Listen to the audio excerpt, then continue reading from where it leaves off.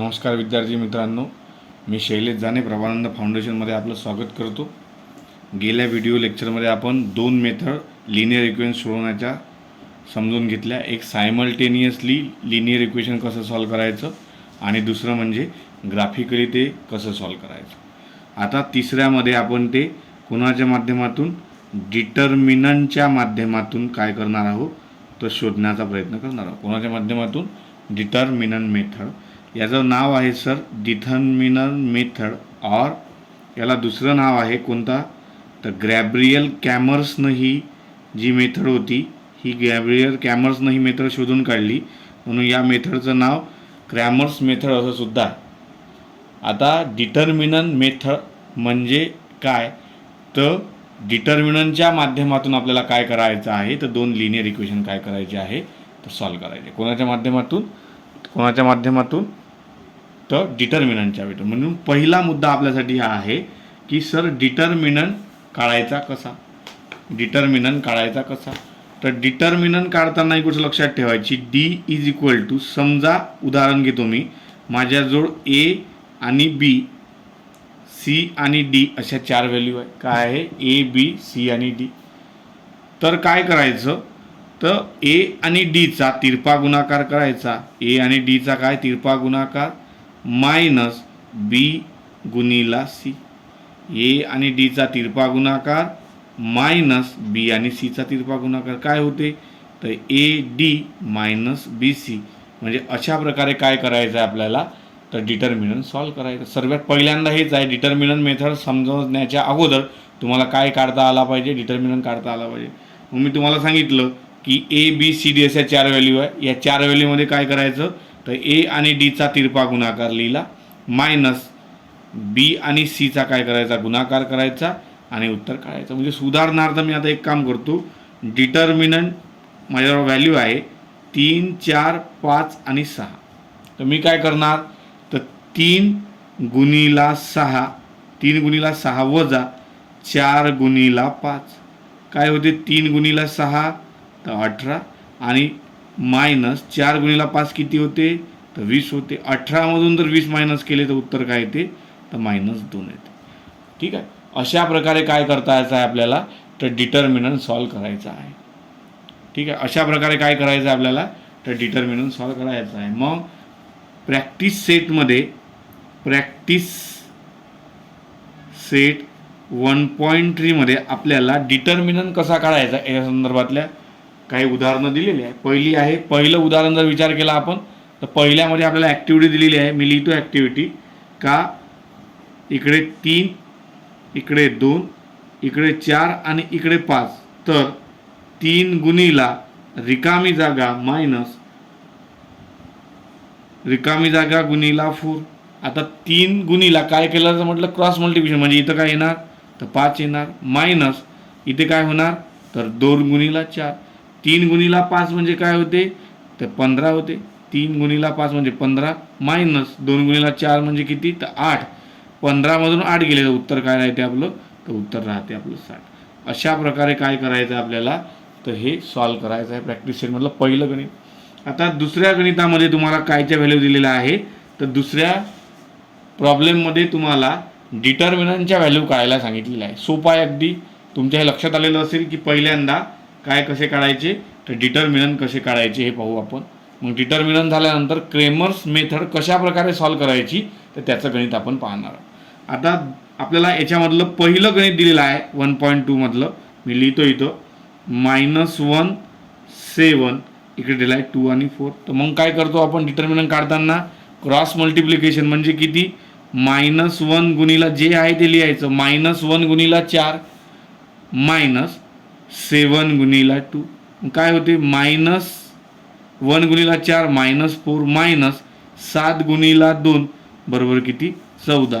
-4 आणि -14 उत्तर किती आलं -18. म्हणजे डिटर्मिनंटची व्हॅल्यू किती आली या तर -18. हे पहिल्या गणिताचं उत्तर. जर याच्यामधला आपण दुसरं विचार केला तर तुम्हाला प्रॉब्लेम सेटमध्ये आहे 5, 3, -7 आणि 0. तर काय करायचं सर तर तेच काय करायचं क्रॉस मल्टिप्लिकेशन म्हणजे किती 5 गुणिला 0 मायनस काय आहे 3 गुणीला काय करायचं आहे -7. आता 5 गुणीला 0 म्हणजे काय तर 0 मायनस 3 गुणीला -7 म्हणजे काय तर -21. मायनस आणि मायनस काय होते तर प्लस, म्हणजे उत्तर काय आलं +21. हे आपलं दुसऱ्याचं उत्तर. जर आपण तिसरं उदाहरण पाहिलं आपल्या याच्यामधलं तर आपल्यामध्ये साठी उदाहरण आहे 7/3, 5/3, 3/2 आणि 1/2. तर इथेही तेच काय करायचं आपल्याला क्रॉस मल्टिप्लिकेशन करायचं आहे. म्हणजे काय तर 7/3 गुणीला 1/2 मायनस 5/3 गुणीला 3/2. तर काय होणार हे तर इथे होणार अंशाचा गुणाकार म्हणजे किती 7 गुणीला 1 इकडे किती 3 गुणीला 2 बरोबर किती होते तर 6 मायनस 5 गुणीला किती 3 इथे 3 दोन्ही किती 6. इथे तुम्हाला काय दिसते तर छेद सारखा दिसते. तर छेदाची व्हॅल्यू जशीच्या तशी लिहायची 7 वजा 5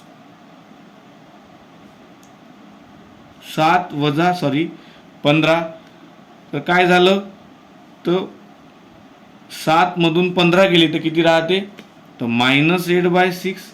म्हणजे आपलं उत्तर काय येणार तर 2च्या फाळ्यामध्ये आहे 2 चौक 8 आणि 3 2 3 6 म्हणजे किती -4/3. अशा प्रकारे काय आहे तर आपल्याला डिटर्मिनंट काढायचे आहे. तुमच्या लक्षात आलं असं डिटर्मिनंट कसं काढायचं तर पहा मी पुन्हा एकदा सांगून देतो की डिटर्मिनंट काढताना पहिली आणि हे ए आणि डीचा गुणाकार -बी आणि सी. आणि अशा प्रकारे आपण प्रॅक्टिस सेटमधले जे 4ही गणित आहे ते या व्हिडिओच्या माध्यमातून समजून घेण्याचा प्रयत्न केलेला आहे. आता पुढे आपल्याला काय करायचे आहे तर क्रेमर्सच्या माध्यमातून क्रेमर्सनं डिटर्मिनंटच्या माध्यमातून 2 लिनियर इक्वेशन कसे सॉल्व्ह करायचे याच्या संदर्भातला तुम्हाला उहापोह केलेला आहे. काहीच करायचं नाही. तर पहिल्यांदा याच्यामध्ये तुम्हाला ते इक्वेशन कशा प्रकारे लिहायचं हे समजलं पाहिजे.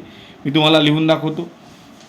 तर याच्यामध्ये या फॉर्मॅटमध्ये ते गणित लिहायचं ax + by बरोबर c.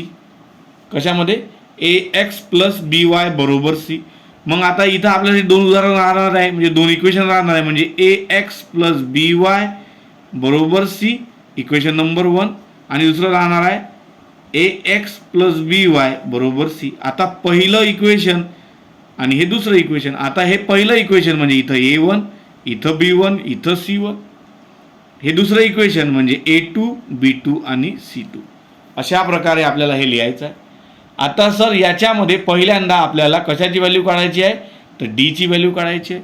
आता डी ची डिटर्मिनंटची व्हॅल्यू काढताना पहिल्यांदा जो सी आहे आपल्याला त्याला काय करायचं त्याला याच्यात घ्यायचं नाही. म्हणजे काय येणार a1 b1/a2 आणि b2. काय केलं मी डिटर्मिनंटची व्हॅल्यू घेताना काय केलं a1 b1 आणि a2 आणि b2. मला समजा आता याच्यामध्ये दुसरी व्हॅल्यू काढायची आहे dxची. तर dxची व्हॅल्यू घेताना मला हे xची व्हॅल्यू काढायची आहे. म्हणजे xच्या जागी काय लिहायचं c1 आणि c2. पुन्हा b1 आणि b2ची व्हॅल्यू काय घ्यायची आहे जशीच्या तशी घ्यायची आहे. ठीक आहे. जर मला dy ची व्हॅल्यू काढायची आहे तर dy ची व्हॅल्यू काढायची आहे म्हणून y च्या जागेवर काय लिहायचं आहे c1 आणि c2 आणि इकडे x च्या जागेवर a1 आणि a2 असं लिहायचं. आपल्याला या 4च व्हॅल्यू कशा काढायच्या आहे लक्षात आलं पाहिजे. मी काय लिहिलं कोणत्या फॉर्मॅटमध्ये लिहायचं आहे Cramer's law problem ax + by = या फॉर्ममध्ये लिहायचं आहे. मग मी 2 इक्वेशन घेतले तर पहिल्यामध्ये हा ax + by + c होता.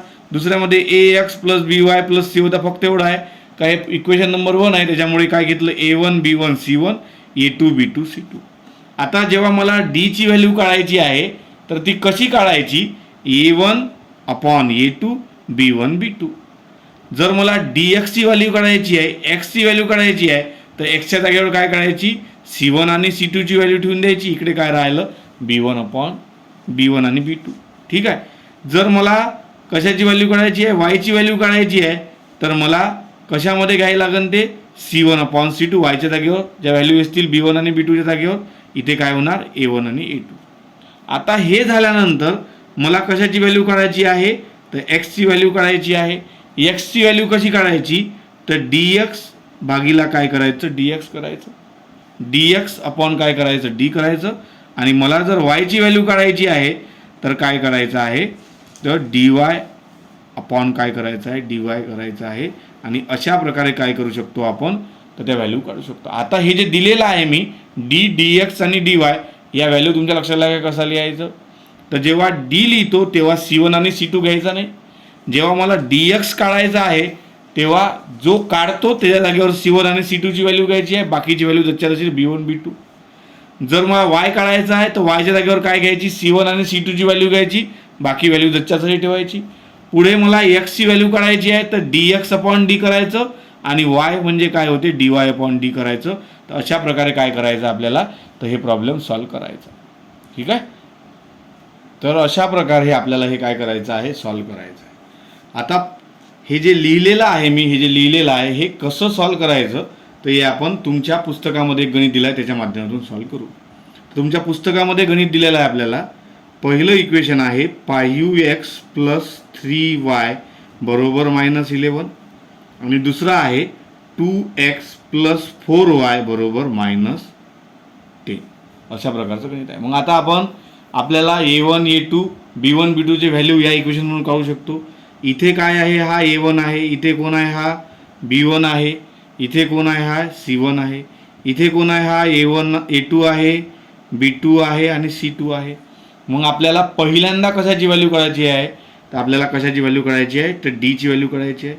d ची व्हॅल्यू काढताना काय घेतो आपण, a1 a2 b1 b2. a1 किती आहे आपला 5, a2 किती आहे आपला 2, b1 किती आहे आपला 3 आणि b2 किती आहे आपला 4.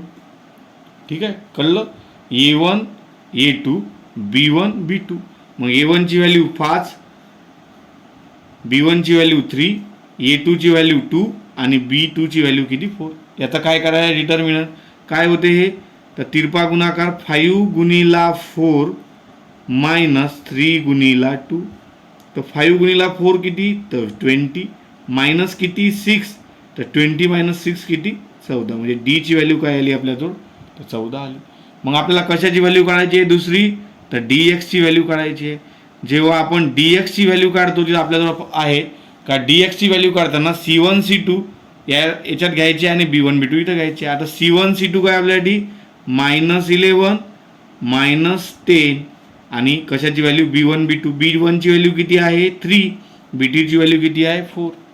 तर याचं काय करायचं आहे, तिरपा गुणाकार. मग काय होणार, -11 गुणिला 4 -10 गुणिला किती 3.